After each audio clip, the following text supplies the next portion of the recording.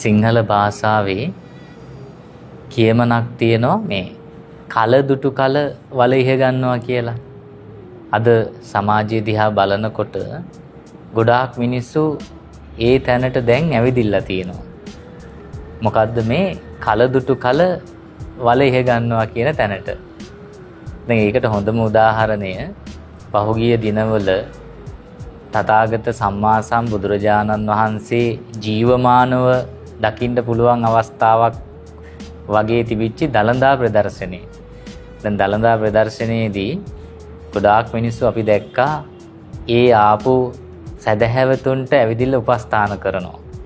හැබැයි ඒ නුවරම ඇතැම් ත්‍රිවිල් රථ රියදුරෝ හිටියා රුපියල් 400 හයර් එක රුපියල් 5000ට දුවපු අය.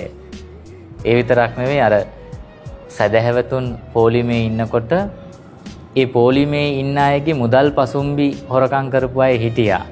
සමහරුන්ගේ මාල කඩපු අවස්ථා තිබුණා. ඇතැම් අවස්ථාවල තෙරපීමෙන් මිනිස්සු ඇද වැටුනහම ඒ මිනිස්සුන්ව පාගගෙන ගියපු අවස්ථාත් තිබුණා. ඉතින් මේ සිද්ධිත් එක්කලා අපිට පේන්නේ මිනිස්සු හරීම ආත්මාර්ථකාමී වෙලා තියෙනවා. දැන් ඉන්න මිනිස්සු බහුතරයක් තමන් ගැන විතරමයි හිතන්නේ. අනිත් අය ගැන හිතන්නේ නැහැ. සංවේදීකම හරිය අඩුයි. මිනිස්සු දැන් ආත්මාර්ථකාමී වෙලා තියෙනවා. ඉතින් දැන් අර පාසලේ ඉඳලම ওই தත්ත්වේ තියෙනවා. දැන් ගොඩක් වෙලාවට අපි දකිනවා පාසල ආරම්භ කරන දවසට නිවාඩුවක් ලබා දීලා පාසල යලි ආරම්භ කරන දවසට ගොඩක් දරුවෝ එන්නේ නැහැ. දවසක් දෙකක් හෝ තුනක් යනකම් එන්නේ නැහැ. ඇයි? අම්මලාම තාත්තලාම සමහර දරුවන්ට සමහර දෙමව්පියෝ කියන පුතා දුව පටන් ගන්න යන දවසේ යන්න එපා. පාසල ඔයාට සුද්ධ කරන්න වෙයි. එහෙම නැත්නම් පිරිසිදු කරන්න වෙයි කියලා දෙමව්පියෝම අර දරුවන්ට ගෙදර ඉන්න කියලා කියනවා. දැන් මේ දරුවෝ පිරිසිදු කරනවා නම් පිරිසිදු කරන්නේ තමන්ගේ පාසල. ඉතින් එහෙම දෙමව්පියෝ දරුවන්ව පුංචි කාලේ ඉඳලම ආත්මාර්ථකාමී දරුවෝ බවට පත් කරපුවාම ඒ දෙමව්පියන්ට වෙන්නේ කවදා හරි ඒ දරුවන්ගෙන් එවැනි අන්දමේ ප්‍රකාශ එවැනි අන්දමේ ක්‍රියාදාමයන්ට යටත් වෙන්න. දැන් ඇතැම් ගෙවල් වල සමහරක් අම්මලා සමහරක් තාත්තලාම කියනවා පුතේ ආච්චි අම්මා ගාවට යන්න එපා. සීයා ගාවට යන්න එපා. විස බීජ කියලා කියනවා. ඉතින් කවදා හරි දවසක ඒ අම්මා වයසට යනකොට ඒ තාත්තා වයසට යනකොට ඒ දරුවනුත් ওই කතාව තමයි දරුවන්ගේ දරුවන්ට කියන්නේ. ඉතින් දැන් මේ ආත්මාර්ථකාමී සමාජයක් නිර්මාණය වීමේ මේ කියන தত্ত্বය ඇති වෙලා තියෙන ප්‍රබල සාධකයක් එහෙම නැත්නම් හේතුවක් තමයි අපේ අම්මලා තාත්තලාගේ තියෙන ආත්මාර්ථකාමී මනෝභාවය.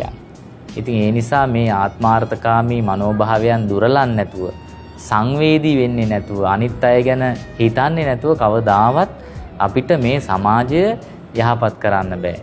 දැන් ඇතැම් දරුවෝ පුංචි කාලේ Tamanට අවධානයක් යොමු නොවුනහම සමහරක් විට ඒ දරුවන්ට ඒ දරුවන්ගේ පිළිබඳව සමාජය තුලින් යම්කිසි අවධානයක් නොලැබුණාම ඒ අය අවධානය ලබා ගැනීමේ වැඩ කරනවා. ඉතින් එහෙම දරුවෝ සමාජගත වුණාම අපි දකිනවා අර පරපීඩිත මනෝභාවයෙන් කටයුතු කරනවා. දැන් ආසන්නතම සිද්ධිය ඔබ දකින්න ඇති අර විශ්වවිද්‍යාලයක් තුල දරුවන් පිරිසක් තවත් නවක දරුවෙක්ව යම් කිසි විදිහක නම්‍ය කරන පාඨමාලාවක් කියන අදහසින් මේ අය ඒ දරුවට යම් කිසි පීඩනයක් එල්ල කරලා තියෙනවා.